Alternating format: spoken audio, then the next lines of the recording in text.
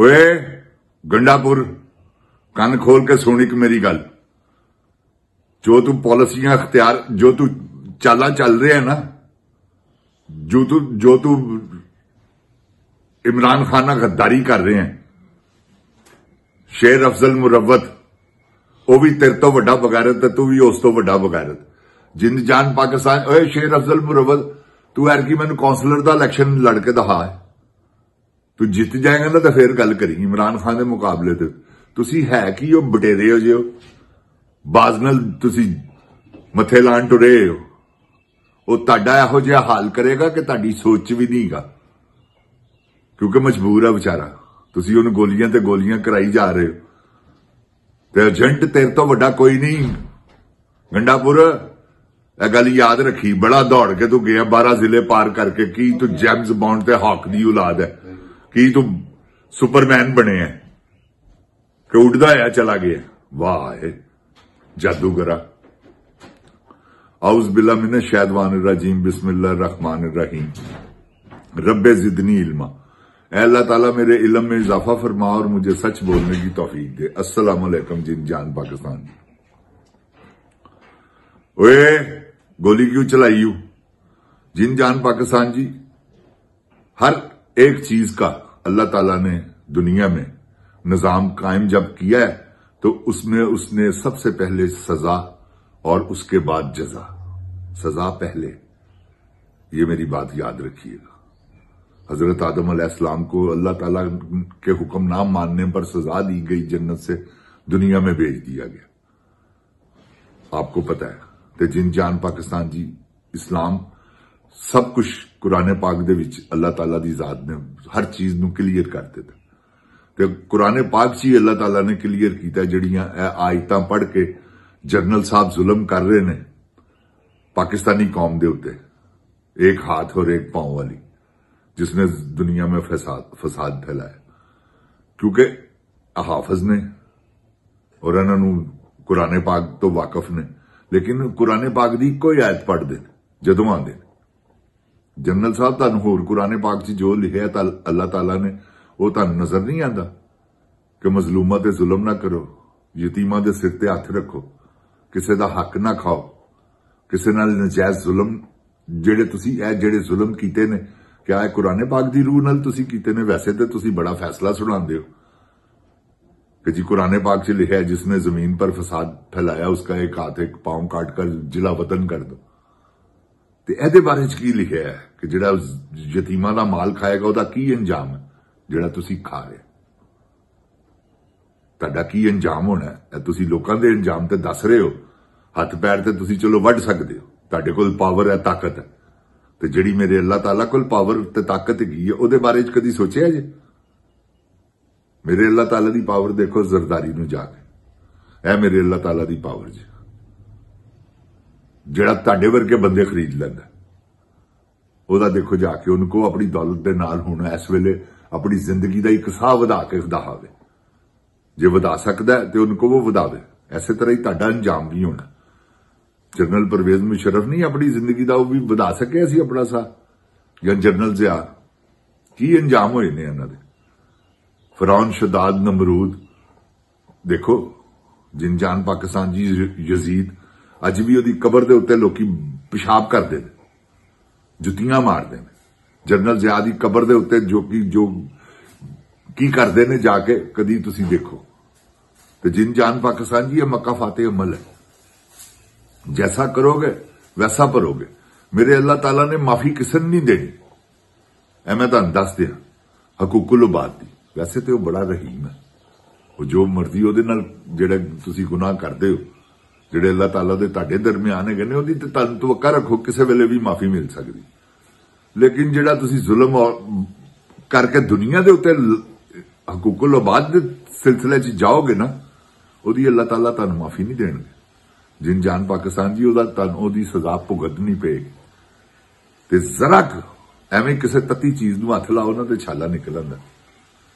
ते अल्लाह ताला दे निजाम जो हो गए ने सारे कुरान पाक च अल्लाह ताला ने वाजिया कर दिते हैं कि भी मेरे को आओगे ना तो ऐ जुल्म करके ना आना, ऐदी माफी मैं नहीं दे सकता कि जेड़ा तुसी इंसानां ते जुल्म करोगे।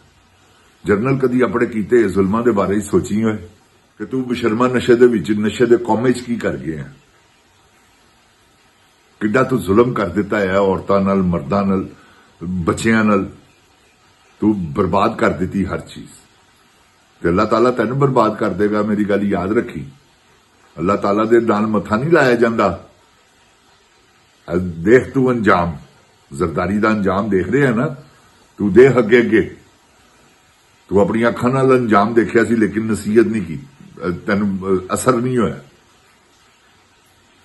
जनरल परवेज मुशर्रफ का जिन जान पाकिस्तान जी वो मौत मंगदा रहा है, क्योंकि उन्हें भी जुल्म किया है सी। लाल मस्जिद वाला, अकबर बुकटी वाला, यह जुल्म सी।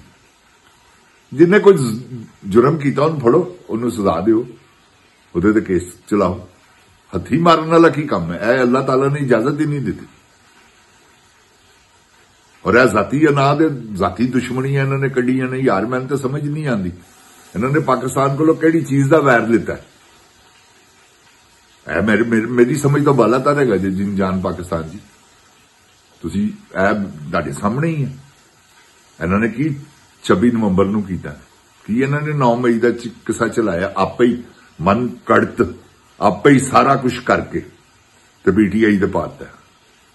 और जिन्हों फड़िया गया उन्होंने कहा तेरे ते 9 मई 10,000 तो ज्यादा बंदा इन्होंने कैद कर दिता।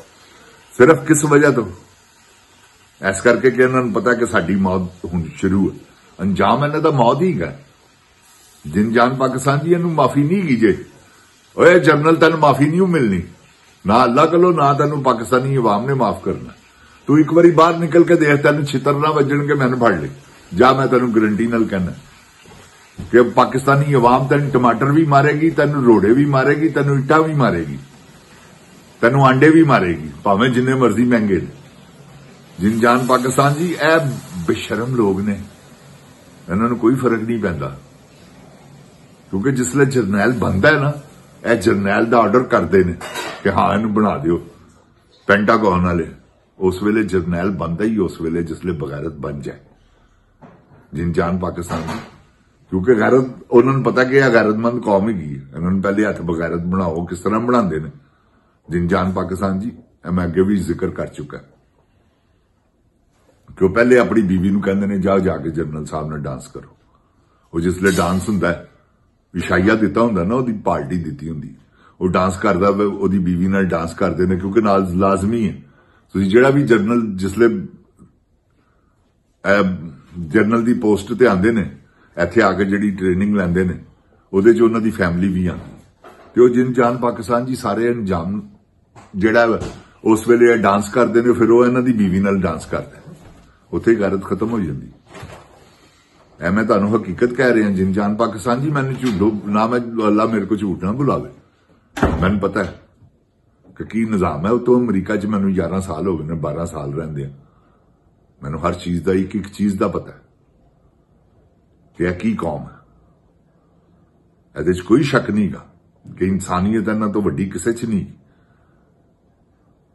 हाँ, अमेरिकन कौम जिहड़ी है ना, इंसान, इहदे च कोई शक नहीं, ह्यूमन राइट्स दे उत्ते पूरा लड़न वाले ने, किसी नाल ज्यादती नहीं करन वाले। मगर की है इन्हां दी पॉलिसियां हैगियां कि इस्लाम नूं काबू करना, तो इस्लाम दा किला पाकिस्तान है। ते इन्हां नूं तुहानूं पता है इस वेले जो जनरल पुठा होया है, अमरीका नाल मत्था लाण टुरिया है, पाबंदियां लवा रहे अपने ते, कदी किसे ते लगियां पाबंदियां? जिन जान पाकिस्तान जी कोई एक बंदा, एक जनरल दसो, क्योंकि सारे ने जो कहा मान लिया। हुण वो कह रहे ने इमरान खान ते तुसीं जुल्म कर रहे हैं, नजायज़ छड्ड, ते जिद करके बैठा है।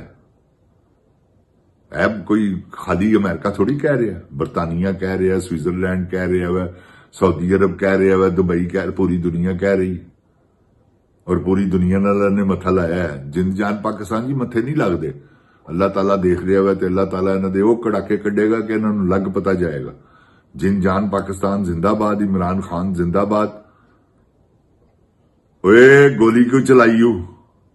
जरदारी का अंजाम देख रहे हो ना जिन जान पाकिस्तान जी।